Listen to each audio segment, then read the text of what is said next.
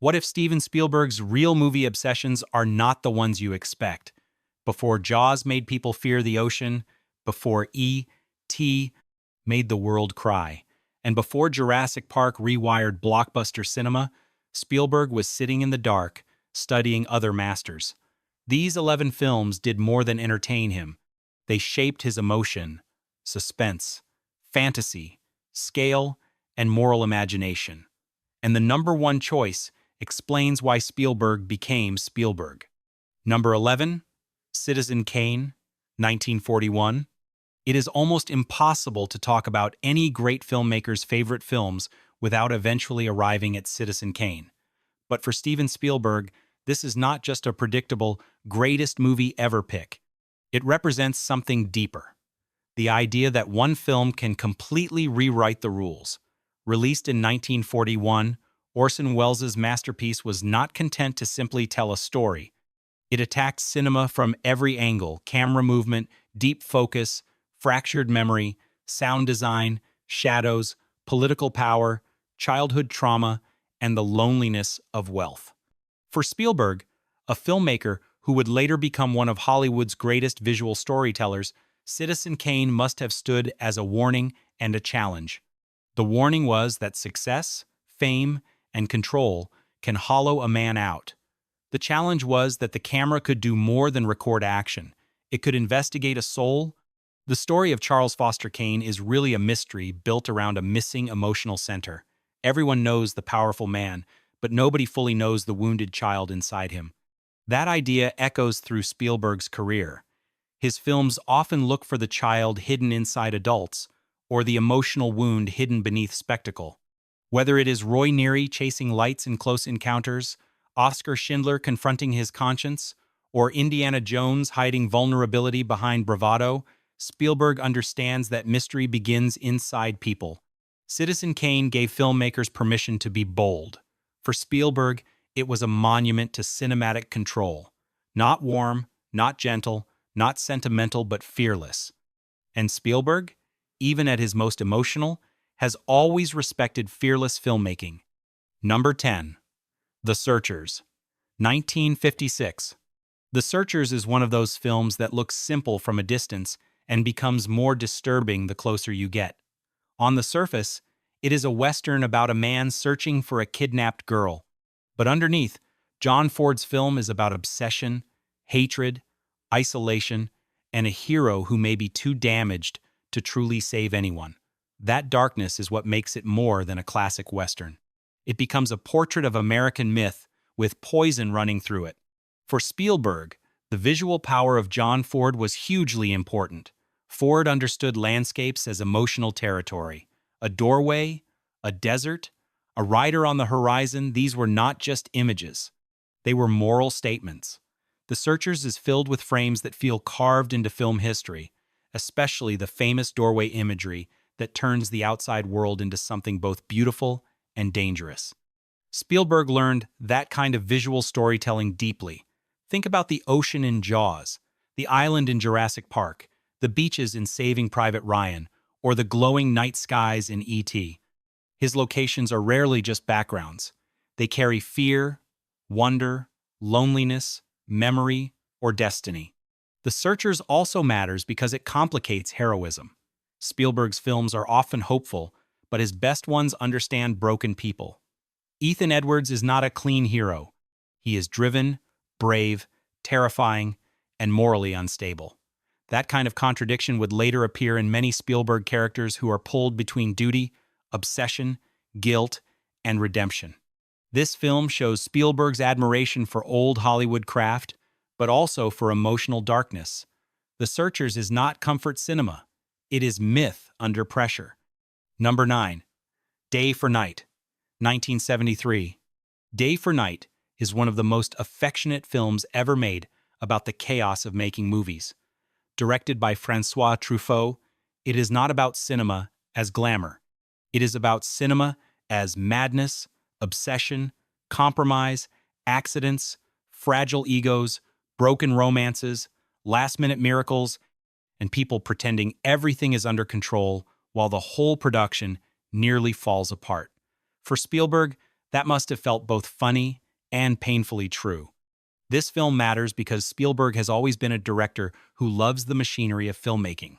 He is famous for making huge productions feel effortless, but anyone who understands cinema knows that effortlessness is usually the result of impossible coordination. Day for Night celebrates that strange, exhausting miracle. It shows a film set as a temporary family, full of tension and affection, where everyone is lying, performing, panicking, and still somehow creating beauty. The Truffaut connection is especially meaningful because Truffaut later acted in Spielberg's Close Encounters of the Third Kind. That casting choice was not random. Spielberg was inviting one of cinema's great believers in wonder into his own story about communication, obsession, and mystery. It was like one generation of film love speaking to another. Day for Night also reveals Spielberg's romantic view of movies. Not romantic in the simple love story sense, but romantic in the belief that filmmaking is worth the trouble. Cameras break, actors suffer, scenes fail, time disappears. But when the image finally works, all the chaos becomes invisible. That is a very Spielberg idea. Behind the spectacle, there is always craft. Behind the magic, there is labor. Day for Night reminds us that Spielberg does not just love movies, he loves the beautiful disaster of making them. Number 8. Psycho, 1960. Psycho is the kind of film that permanently changes how audiences watch ordinary spaces. A motel, a bathroom, a shower curtain, a staircase, a quiet young man behind a desk after Alfred Hitchcock, none of these things felt harmless anymore. For Spielberg, who would later turn a beach into a nightmare in Jaws, Psycho was a masterclass in how suspense can invade normal life. What makes Psycho so powerful is not just the famous shock. It is Hitchcock's control over audience expectation. He makes viewers follow one story, then violently pulls the floor away. He turns a crime thriller into a psychological horror film. He makes the audience feel unsafe, not because the world is supernatural, but because the ordinary world has hidden madness inside it. Spielberg learned that lesson beautifully. Jaws works because the danger is not in some gothic castle or distant planet. It is in a summer town under bright sunlight where families are trying to enjoy the beach. That is pure Hitchcock logic. Terror is stronger when it enters familiar places. Psycho also taught filmmakers that the unseen can be more powerful than the seen. Spielberg used that principle with the shark in Jaws. For much of the film, the creature is suggested through music, reaction, movement, and fear. The audience imagines the monster before fully seeing it, and imagination often does the cruelest work. This is why Psycho deserves a place in Spielberg's expanded favorite list. It represents suspense as architecture. Every shot is built to trap the viewer. Spielberg took that lesson and turned it into blockbuster tension. Hitchcock made people fear showers. Spielberg made them fear the ocean. Number 7. The War of the Worlds, 1953. The War of the Worlds is one of the most important science fiction titles connected to Spielberg's imagination because it touches one of his favorite ideas. What happens when the impossible arrives in the middle of ordinary life? The 1953 version of The War of the Worlds turned alien invasion into Cold War nightmare. The skies were no longer peaceful. Technology was no longer reassuring. Humanity suddenly looked small. For Spielberg, that idea clearly had lasting power. Decades later, he directed his own War of the Worlds, but he approached it through panic, family, and survival. That is the Spielberg difference. The older film presents invasion as spectacle and warning. Spielberg's version turns it into a human nightmare, seen through the eyes of a terrified father trying to keep his children alive.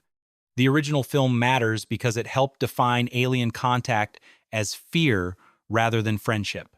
That contrast is important in Spielberg's career. He gave us gentle visitors in E.T. and Close Encounters. But he also understood that the unknown could be horrifying. The War of the Worlds lives on the darker side of that imagination. It asks, what if the universe does not want to communicate? What if it simply arrives and destroys? That tension between wonder and terror is pure Spielberg. He has always known that awe has two faces. The light in the sky can be beautiful, or it can mean the end of everything. This film gave him a classic template for invasion, scale, and human helplessness. But Spielberg's genius was adding emotional intimacy. He understood that the end of the world is most frightening when seen through one family's eyes. Number 6. A Guy Named Joe. 1943. A Guy Named Joe may be the most surprising title here, and that is exactly why it matters. When people think of Steven Spielberg, they usually think of sharks, dinosaurs, aliens, lost arks, soldiers, and glowing skies. They do not usually think of a romantic wartime fantasy from the 1940s. But this film reveals one of the deepest parts of Spielberg's creative personality, his belief that love, grief, and memory can survive even death. Directed by Victor Fleming, the film follows a pilot who dies and returns as a spiritual guide to the living. On the surface, it sounds like an old Hollywood ghost romance. But underneath, it is about sacrifice, letting go, and the painful idea that love sometimes means helping someone move forward without you. That emotional idea fits Spielberg perfectly. His films often return to separation. A boy separated from an alien friend, a father separated from his family, a survivor separated from the world they once knew, or a child separated from innocence. Spielberg has always been drawn to the ache of distance. The most important detail is that Spielberg later remade A Guy Named Joe as always. That proves this story was not just something he admired from afar, he carried it with him. He wanted to reinterpret it through his own emotional language. This choice proves Spielberg was never only inspired by spectacle, he was inspired by feeling.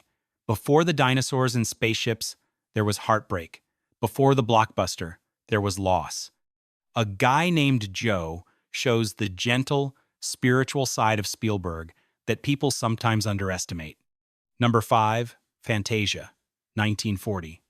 Fantasia is not just a film. It is imagination set loose. Released in 1940, Disney's bold experiment threw away normal storytelling and asked a wild question. What if classical music could become moving paintings, nightmares, jokes, dreams, gods, and demons on screen? For a future filmmaker like Spielberg, this was not simply entertainment. It was a lesson in how cinema could speak directly to the senses. The power of Fantasia is that it does not depend on ordinary plot. It moves through rhythm, color, sound, silence, and visual surprise. That influence can be felt all through Spielberg's career. Think about the glowing mothership in Close Encounters of the Third Kind, the bicycle crossing the moon in E.T., or the first dinosaur reveal in Jurassic Park. Those scenes work because the image itself becomes emotional. Fantasia also understands something Spielberg would use again and again. Wonder needs danger. The film gives us playful magic and childlike fantasy, but it also gives us darkness, demons, and overwhelming supernatural force. That mix is pure Spielberg. His family films are never completely soft. E.T. has fear and loneliness. Jurassic Park has beauty and death. Indiana Jones has adventure, but also ancient terror. This is why Fantasia feels so connected to Spielberg's imagination. It teaches that cinema can be magical without being childish, musical without being simple, and frightening without losing beauty. Spielberg learned that audiences do not always need explanations. Sometimes they need awe. Sometimes they need a glowing image that makes them feel like children again. Fantasia helped prove that movies could become dreams. Spielberg spent his career turning that dream language into blockbuster history. Number 4, 2001, A Space Odyssey, 1968. 2001, A Space Odyssey is the kind of film that does not just entertain a filmmaker, it dares him to think bigger. Stanley Kubrick did not create a simple science fiction adventure. He created a cold, mysterious, almost spiritual experience about humanity, technology, intelligence, and the unknown. For Spielberg, this film offered something powerful, proof that science fiction could be serious, beautiful, terrifying, and philosophical all at once. Spielberg's science fiction is warmer than Kubrick's, but the influence is easy to feel. In 2001, humans stare into the universe and realize they may not understand their own place in it. In Close Encounters of the Third Kind, ordinary people are pulled toward a mystery larger than language. In E.T., the unknown comes not as a monster, but as a lonely friend. Spielberg took Kubrick's cosmic scale and added emotional intimacy. That difference is important. Kubrick looked into space and saw mystery, distance, and evolution. Spielberg looked into the same darkness and wondered if something out there might reach back. That is why his aliens often carry feeling, curiosity, or pain. He did not copy 2001. He answered it in his own emotional voice. The film also taught Spielberg the power of silence and visual patience. Some of the greatest moments in his work happen when characters stop speaking and simply look. A face turns upward. A light appears. A door opens. The impossible becomes real. 2001 showed Spielberg that cinema could touch the infinite. Once he learned that, he never stopped chasing the moment where ordinary life opens into wonder. Number 3. The Godfather, 1972. The Godfather may seem like the least Spielberg-like film here, but that is exactly what makes it fascinating. It is not filled with aliens, fantasy, childhood wonder, or sweeping adventure. It is dark, controlled, brutal, and deeply adult. Francis Ford Coppola's masterpiece is about family, crime, loyalty, corruption, silence, and power. For Spielberg, it represents another kind of cinematic greatness, total command. Everything in The Godfather feels deliberate. The shadows are heavy, the rooms are quiet, the conversations feel polite until you realize someone's life may be ending behind every word. Violence matters in the film, but what truly makes it terrifying is emotional pressure. The Corleone family does not just destroy enemies. It traps its own people inside duty, tradition, and blood loyalty. Spielberg's films usually lean toward rescue, healing, or moral awakening, while The Godfather leans toward corruption and tragedy. But that contrast makes Spielberg's admiration even more meaningful. He was not only drawn to films that looked like his own imagination, he respected films that mastered cinema at the highest level. The Godfather also came from the generation of American cinema that changed Hollywood in the 1970s. Spielberg, Coppola, Lucas, Scorsese, De Palma, and others helped reshape what audiences expected from mainstream film. They made movies feel personal, ambitious, and dangerous again. What Spielberg likely admired was not just the story, but the confidence. Coppola turned a crime saga into an American myth. He made power feel intimate and family feel frightening. The Godfather is proof that great directing is not always about speed or spectacle. Sometimes it is about control. Number 2.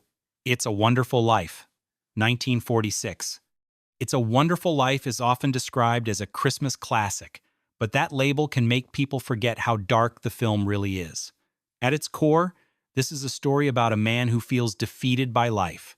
George Bailey has sacrificed his dreams, watched others move forward, carried the weight of responsibility, and reached a point where he believes the world might be better without him. That is not light material, that is emotional danger. And yet, Frank Capra turns that darkness into one of cinema's most powerful messages of hope. The film does not say, "Life is easy." It says life matters, even when you cannot see the full effect of your own kindness. George is not saved because he becomes rich or famous. He is saved because he finally understands that his ordinary life has quietly touched everyone around him. That idea runs deeply through Spielberg's work. His films often focus on ordinary people who discover that their choices matter. Elliot's love matters in E.T. Schindler's change of heart matters in Schindler's List. A father's courage matters in War of the Worlds. Even in massive adventure stories, Spielberg searches for the human center. It's a Wonderful Life also explains Spielberg's emotional honesty. His movies are often hopeful, but not because they ignore pain. The hope usually arrives after fear, separation, grief, or moral crisis. That is why audiences trust his emotional endings. This film gave Spielberg a powerful lesson. One life can change countless others. Behind all the spectacle, Spielberg has always returned to one question: what if your life matters more than you know? Number 1. Lawrence of Arabia, 1962. If one film explains Steven Spielberg's belief in cinema as something enormous, sacred, and life-changing, it is Lawrence of Arabia. David Lean's epic is not just big because it has deserts, armies, camels, battles, and sweeping landscapes. It is big because it makes the human soul feel as vast and dangerous as the desert itself. For Spielberg, this was the movie that showed what cinema could become at full power. The film follows T.E. Lawrence, played with unforgettable intensity by Peter O'Toole, as he becomes involved in the Arab Revolt during the First World War. But the film is not simple hero worship. Lawrence is brave, brilliant, vain, fragile, magnetic, and deeply conflicted. He wants to belong, wants to lead, wants to become a legend, and then becomes trapped by the legend forming around him. That complexity is important because Spielberg's serious films often place individuals inside huge historical forces. Schindler's List, Empire of the Sun, Saving Private Ryan, Lincoln, Munich, and Bridge of Spies all explore people caught in moments much larger than themselves. The visual influence is just as powerful. David Lean uses the desert not as background, but as psychology. It becomes isolation, ambition, mystery, danger, and destiny. Spielberg would use landscapes the same way. The ocean in Jaws becomes fear. The island in Jurassic Park becomes arrogance. The battlefield in Saving Private Ryan becomes trauma. That is why Lawrence of Arabia deserves number 1. It gave Spielberg permission to dream on a massive canvas. Other films shaped his emotion, fantasy, suspense, and moral imagination. But Lawrence shaped his sense of cinematic greatness. And that is the hidden map behind Spielberg's genius. These 11 films did not create a copycat. They created a filmmaker who absorbed everything: Kane's ambition, Ford's imagery, Truffaut's love of cinema, Hitchcock's suspense, alien terror, spiritual tenderness, Disney magic, Kubrick's cosmic awe, Coppola's control, Capra's hope, and Lean's epic power. So the next time Spielberg makes you look up in wonder, remember, he once sat in the dark, looking up too.